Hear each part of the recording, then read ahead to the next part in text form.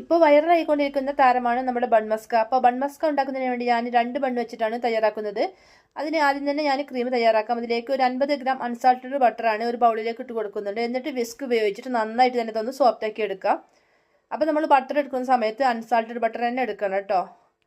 ഇനി ഇതിലേക്ക് ഒരു 1/4 ടീസ്പൂണിൽ കുറവായിട്ട് വാനില എസൻസും കൂടി ഒഴിച്ച് കൊടുക്കാം. എന്നിട്ട് വീണ്ടും ഒന്ന് മിക്സ് ചെയ്തതിന് ശേഷം ഇതിലേക്ക് കണ്ടൻസ്ഡ് മിൽക്ക് ഞാൻ 2 ടേബിൾ സ്പൂൺ ചേർത്ത് കൊടുക്കുന്നുണ്ട്. അപ്പോൾ നിങ്ങൾക്ക് മധുരം എത്രയാണോ വേണ്ടത് അതനുസരിച്ച് ചേർത്ത് കൊടുക്കാം.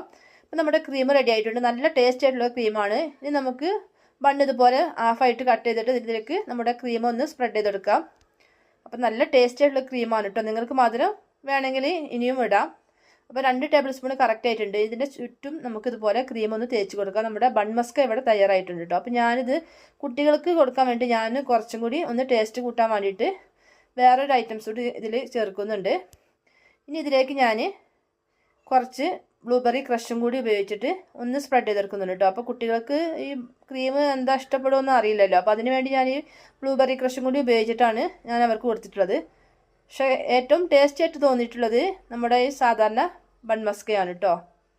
അപ്പോൾ എല്ലാവരും ഒന്ന് ട്രൈ ചെയ്ത് നോക്കുക. അപ്പോൾ ഞാനിത് ഇറാനി ചായ ഒന്നും ഉണ്ടാക്കിയിട്ടില്ല. ഞാനിവിടെ കോഫീൻ്റെ കൂടെ ഞാൻ അഡ്ജസ്റ്റ് ചെയ്തിട്ട് നമ്മുടെ ബൺമസ്ക കഴിച്ചു. നല്ല ടേസ്റ്റിയാണ്. അപ്പോൾ എന്തായാലും നമ്മുടെ ബൺമസ്ക പൊളിച്ചിട്ടോ, നല്ല ടേസ്റ്റിയാണ്. നമുക്ക് ചായയിലൊക്കെ അങ്ങനെ മുക്കി കഴിക്കാൻ. അപ്പോൾ എല്ലാവരും ട്രൈ ചെയ്ത് നോക്കുക. ഇഷ്ടപ്പെട്ടാൽ ഒന്ന് സപ്പോർട്ട് ചെയ്യണേ.